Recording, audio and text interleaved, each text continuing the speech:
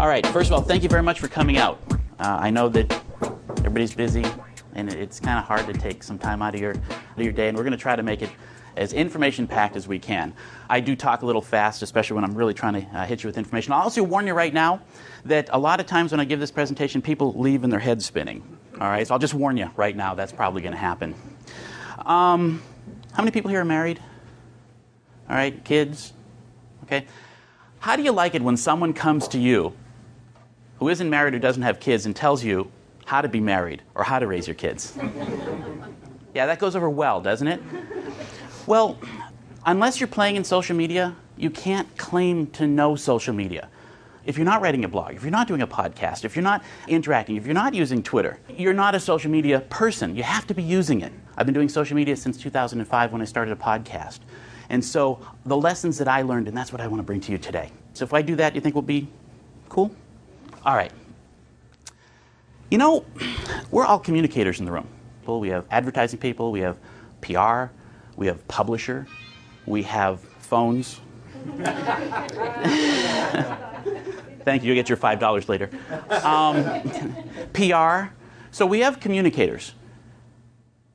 Communicating to who? The audience. The people we're trying to communicate to. And it's hard. It's really hard. It's complicated. We're trying to figure out what is the best message to deliver. How are we going to get them to understand?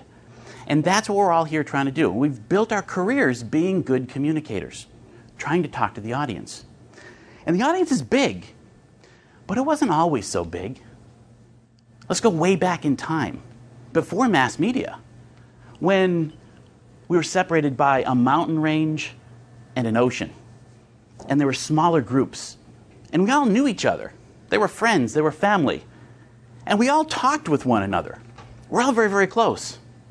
And the other thing about it was that our vendors, our businesses that we interacted with, well, they were part of that group. And we knew who they were. We knew what they looked like. They might have looked like this. Going to the local marketplace, we knew who the vendors were. And the other thing, since everybody knew each other, well, we talked about them. We talked about their products and services. You know, great service, they're honest, those are good people. Or if they weren't, we said these things. They weren't great people. They cheated me. There weren't really big marketing campaigns or advertising campaigns. There weren't because of the fact that, well, you had a good price, you were a good person, everybody knew you, that's all you needed to know. So if you think about it, throughout the history of civilization, we have all communicated directly with people. And it's when we started inventing other things that it got a little harder. Now let's kind of fast forward a little bit in time. The printing press and broadcast. Mass media, press and broadcast. And this changed the way we communicated. It's also why everybody in this room has their professions. Because now we needed to communicate to these audiences. We didn't know them one-on-one. We got our entertainment and news through the radio or the television, through the newspaper. And there was now someone in between the companies and the customers. And that was print and broadcast. What print and broadcast do is they bring you audiences. So now business can expand because it's not just local. That's great for business. I now have access to a wider audience. And that these companies that have access to printing presses and radio stations and television stations can bring us those audiences. But now we have to figure out, well, how are we going to communicate through those mediums to the end customer? How are we going to do that? The first thing we did is we invented advertising. Because the business model, there's influence. Print and broadcast have influence over these large audiences. There's access there. And so what the print industry says, well, we can sell you some of that. We can sell you a column inch.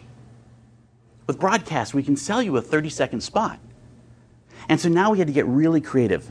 But, balance budget and message. How can I cram my message into a column inch? And how can I cram my message into a 30-second spot?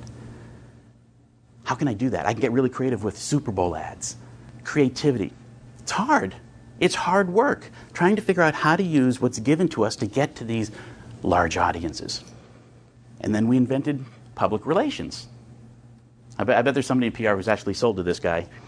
So with public relations, the whole idea is to work with the press and say, my company has some really good news that you should write about for free. And so working and having a relationship with the press was very, very important so that we could get the messages out that way. So advertising and public relations.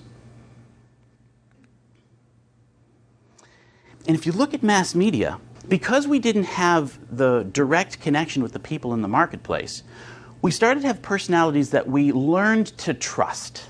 Where are you going to get your news from? Who are you going to trust? I'm going to trust Edward R. Murrow. I'm going to trust Walter Cronkite. And I may have never have met them, but I trust them. Walter looks right into my eyes at the 5 o'clock or 6 o'clock news every night. I trust them. Because we as human beings have this deep need to communicate, to feel connected to things. That's what this is all about. Well, with advertising, we did the same thing. We invented characters that we all could relate to. The neighborhood barkeep, the local manicurist, or the barber, or the car salesman, or the local grocer. Anybody here, can they name all 5? Anybody want to try to name all 5? Go for it. Coach, Floyd, Madge, Mr. Whipple, and Joe Sousa. You got it. Excellent. Great job. Great job. I've obviously watched too much TV. And so we had all of these different ways, artificial ways of trying to make connections with people. They're not direct connections. They're through a medium. They're artificial. Is it print? Is it broadcast? Do I have to come up with a character that people can relate with? You know, don't squeeze the Charmin. Things like that. And so then we added another layer of technology. Anybody ever use a tape recorder to back up files? Yeah, remember that? That wasn't fun. You had to get the volume just right. And then we networked them together, and then we came out with the web. Can you name the browser that I have up here? No? Mosaic, very good. Mosaic, remember? Gray background, black text, blue links, 50 colors. 50 colors. I remember talking with a marketing manager saying, you can't market in 50 colors. We finally got over these things, but the World Wide Web came about. And, well, I went back and I pulled out from circa 2000 Entrepreneur and Maples Communications to look at what the sites looked like back then. And back in about 2000, you had to know HTML, so you had to know technology, you had to have graphic design. It was expensive to put these things together.